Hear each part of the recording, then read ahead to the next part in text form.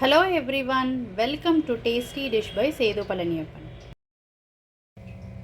வத்த குழம்புக்கு ஒரு எலுமிச்சம்பழம் அளவு சைஸ் புளி எடுத்து வெதுவெதுப்பான நீரில் ஊற வச்சுக்கலாங்க ஒரு 1/4 மணி நேரத்துக்கு.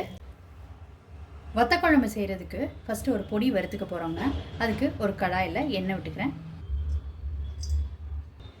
எண்ணெய் சூடானதுக்கப்புறம் இதில் 1 டீஸ்பூன் கடலைப்பருப்பு, 1 டீஸ்பூன் உளுந்தம்பருப்பு, 1/4 டீஸ்பூன் துவரம்பருப்பு, 1/2 டீஸ்பூன் வெந்தயம், மிளகு 1/4 டீஸ்பூன், ஜீரகம் 1/2 டீஸ்பூன். இது எல்லாத்தையும் வறுத்துக்கலாம்.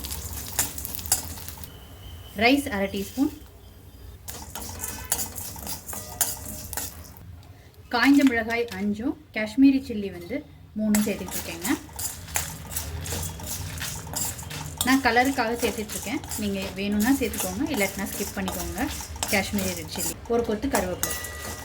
நல்லா கலர் சேஞ்ச் ஆகி வாசம் வர அளவுக்கு வறுத்து எடுத்துக்கோங்க. 2 டேபிள் ஸ்பூன் மல்லி வறுக்கும் போது சேர்த்துக்கோங்க. நான் காமிக்க மறந்துட்டேன். இதை அரைச்சிக்கலாங்க.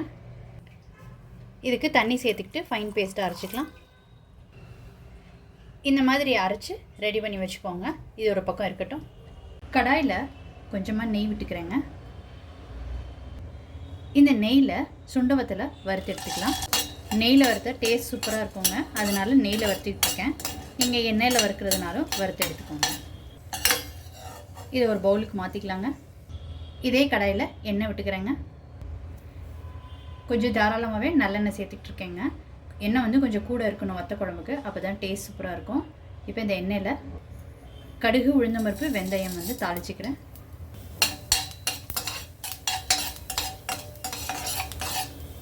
இது பொரிஞ்சதுக்கப்புறம் இதில் ஒரு கொத்து கருவேப்பிலை, ஒரு காய்ந்த மிளகாய், 15 சின்ன வெங்காயம், 6-7 பல்லு பூண்டு.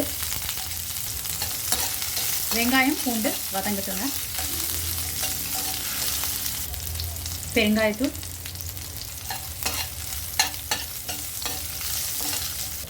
வெங்காயம் பூண்டு நல்லா வதங்கிடுச்சு. இப்போ புளித்தண்ணி சேர்த்துக்கிறேங்க. புளித்தண்ணியோட தேவைப்படுற தண்ணி சேர்த்துக்கோங்க. இதில் 1/4 டீஸ்பூன் மஞ்சள் தூள், உப்பு பார்த்து சேர்த்துக்கோங்க. ஏன்னா சுண்டவத்தலில் ஏற்கனவே உப்பு இருக்குங்க. ஒரு 5 to 6 மினிட்ஸ் இது நல்லா கொதிக்கட்டும். 5லேருந்து 7 நிமிஷம் நல்லா கொதிச்சிடுச்சுங்க. புளியில் உள்ள பச்சை வாடையெல்லாம் போயிடுச்சு. இப்போ அரைச்ச விழுதை சேர்த்துக்கலாம்.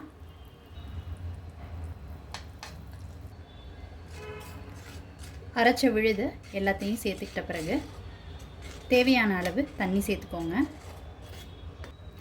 நான் ஜாரில் கழுவி விட்டு தண்ணி சேர்த்துக்கிறேங்க. தண்ணி சேர்த்ததுக்கப்புறம் ஒரு 10 நிமிஷம் கொதிக்க விடுங்க. 10 நிமிஷம் குழம்பு நல்லா கொதித்து திக்காயிடுச்சுங்க. இப்போ சுண்டவத்தல் சேர்த்துக்கலாம். கன்சிஸ்டன்சி ரொம்ப திக்காக இருக்குதுன்னு நினச்சிங்கன்னா சுண்டவத்தல் சேர்க்குறதுக்கு முன்னாடியே தண்ணி வேணுங்கிற அளவு சூடு பண்ணி சேர்த்துக்கோங்க.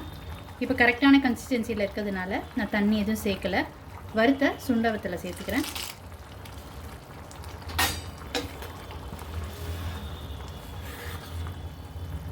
சுண்டவத்தல் சேர்த்ததுக்கு அப்புறமும் ஒரு 5 மினிட்ஸ் கொதிக்க விட போகிறோங்க. இதில் சின்ன துண்டு வெல்லம் சேர்த்துக்கிறேங்க.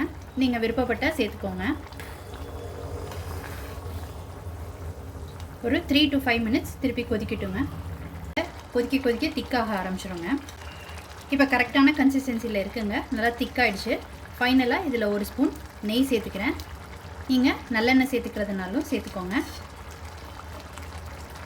ரொம்ப சூப்பராக வத்த குழம்பு ரெடி ஆயிடுச்சுங்க. சுண்டவத்தல் குழம்பு ரொம்ப சூப்பராக ரெடி ஆயிடுச்சுங்க. நீங்கள் இந்த ரெசிபி கண்டிப்பாக ட்ரை பண்ணி பாருங்கள். ட்ரை பண்ணிவிட்டு உங்களோட கமெண்ட்ஸை சொல்லுங்கள்.